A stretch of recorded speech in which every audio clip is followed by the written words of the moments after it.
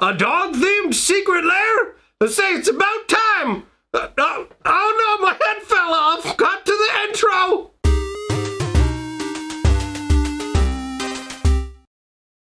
Greetings, owners of fine luxury cardboard rectangles. We are here today to talk about the brand new secret lair that just got announced, and that is based around dogs. And I gotta say, since I'm a dog person, this is way more exciting to me than the cat secret lair. In fact, this might be the most exciting secret lair yet. I don't know if some of that's just the newness of the cards, but it's just, this is silly and fun, and it involves dogs, and it's heartwarming, and it even ends with a little bit of sadness. So brace yourselves.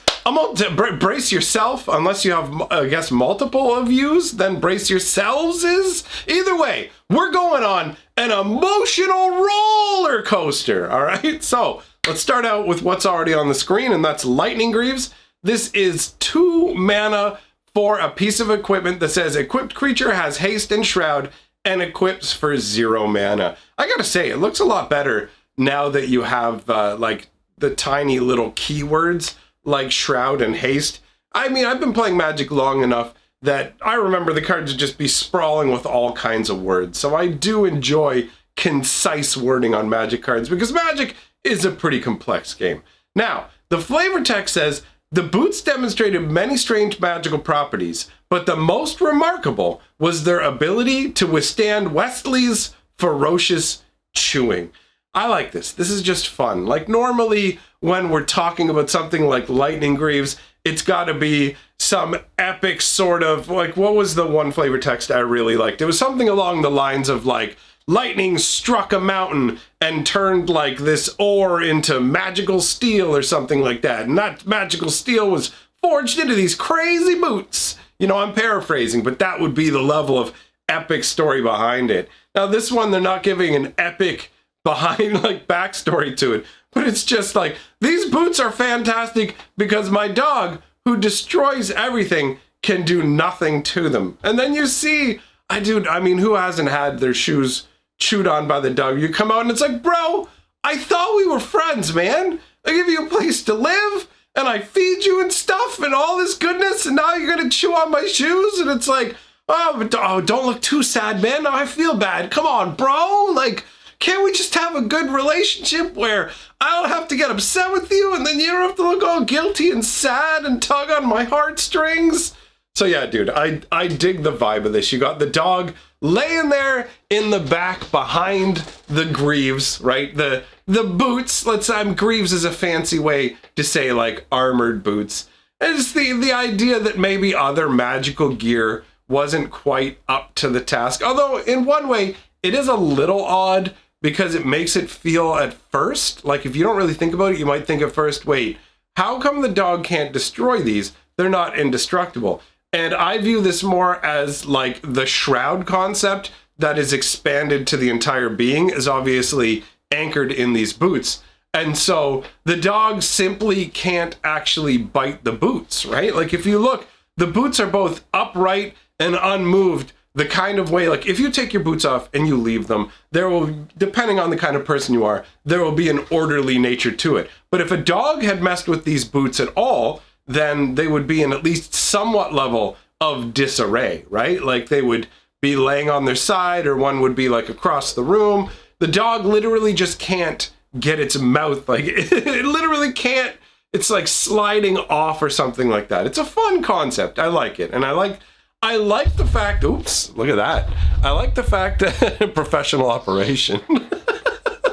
I like the fact that it's tying into the dog concept in an absolutely unexpected way that allows them to deliver a actual, what feels like a good reprint. Lightning Greaves is a really cool card, right? Like that's a card they've made Swiftfoot boots and other things like that in the time since, and that card's all right. But Lightning Greaves is like the gold standard of equipment hasty bootness, right?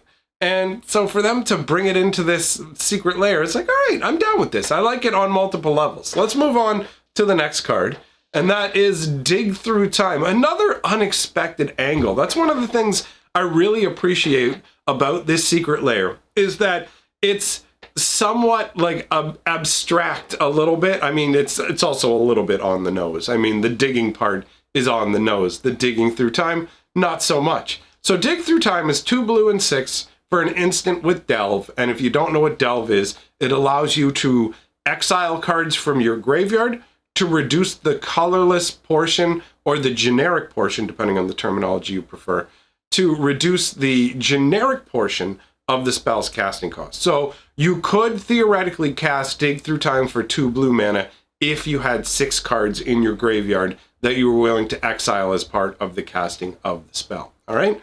So what does it do? Look at the top 7 cards of your library, put 2 of them into your hand, and the rest on the bottom of your library in any order. And the flavor text says, no matter how deep the treasure's buried, Hunter can always sniff it out. And you can see that this is clearly the dog Hunter. And it's this kind of like, what do you call this sort of flats? Like, I don't know the terminology for this terrain, but it seems like it's like these kind of watery, sandy flats with tiny little puddles everywhere. But then in the middle, you have this rune of sigil inscribed discs. And you can see that like one of them is lighting up with this blue magical energy. And the same sort of blue magical energy is emanating from underneath the dog. The idea of planeswalkers like taking their dogs with them on interplanar adventures and stuff, I have to say, is like super appealing to me. I really, I just love it. I love the idea of like, you know how you would take your dog to the beach, or you take your dog like to the park, or you take your dog to the movies, you know, any of those standard issue things you do with your dog.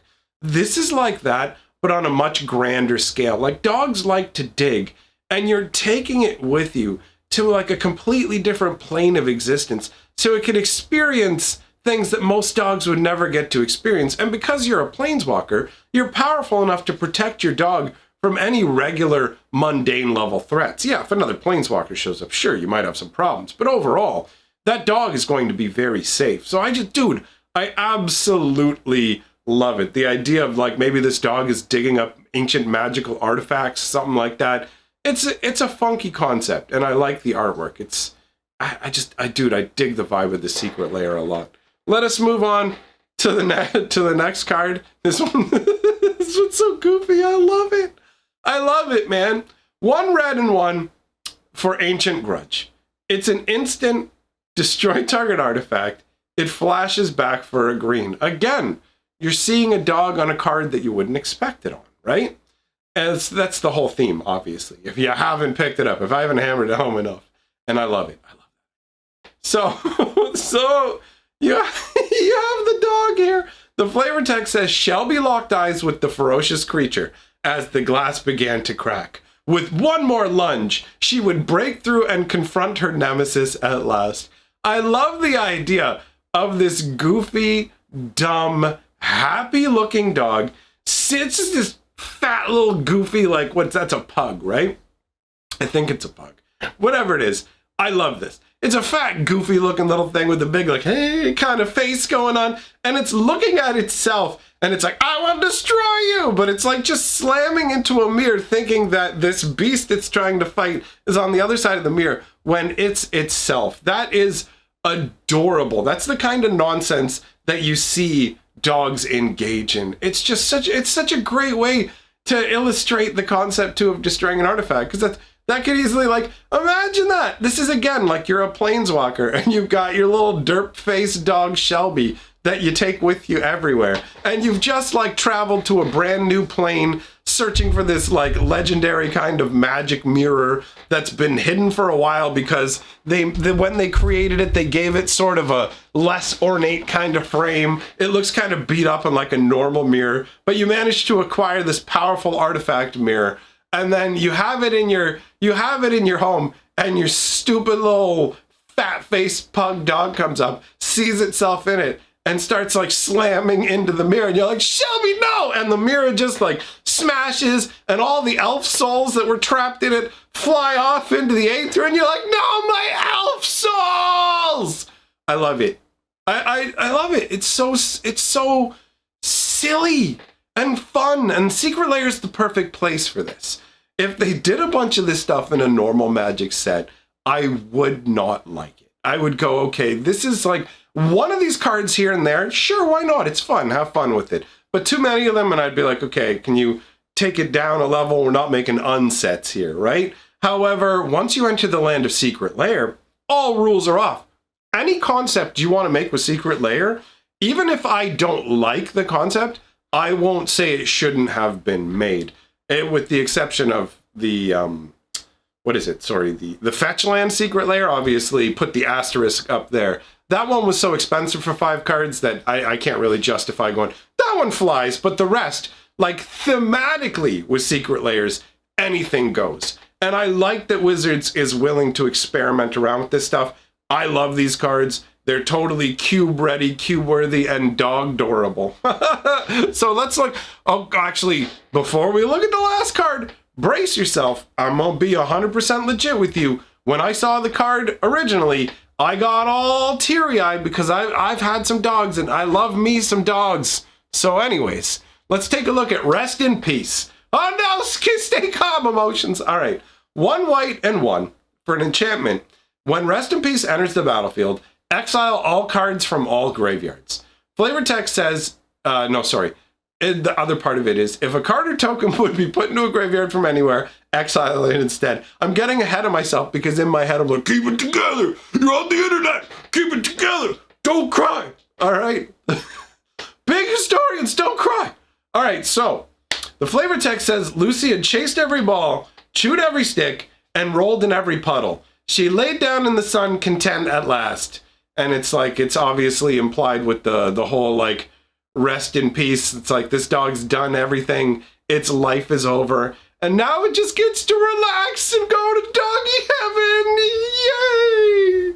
Like, thankfully I got it out of my system before, but this had me blubbering, dude, legit. Like, and just the artwork is so nice, you know? You've got those pillars with the ivy growing around it. I'm a huge fan of ivy growing up the side of walls and stuff. I would totally live in one of those cool brick houses that have the ivy growing up all over it, man. It feels like so foresty and cool. I love it. It's such a good vibe, although admittedly, apparently it's really bad for the bricks. Not good for the building, but I don't care because it's awesome. Anyhow, this whole thing is just idyllic and chill. And it's like it's like, oh, Lucy, rest well, Lucy, you've earned it. You were a good dog. So this, I mean, it's a pretty straightforward concept, right? I mean, you're done. You're done, rest in peace. So I don't have too much to say about this one other than I enjoy the artwork. And I also don't want to linger on the card for too long because I don't want to get sad. Either way, dude, honestly, this Secret Lair is cool. I kind of wish there were more cards because I'm digging this like random dog concept, but not on dog card concept. It's pretty cool. So let me know your thoughts in the comments below. If you like what I'm doing, like, comment, subscribe. That stuff is all great for the channel. Appreciate you coming by. And if you like flavor, you like the lore of Magic, I have another channel, Fantasy Geographic, where I talk exclusively about Magic lore. And the next installment in the Karn story is coming out this weekend. So come on by if you feel like it. Thanks for coming by. I will see you all tomorrow.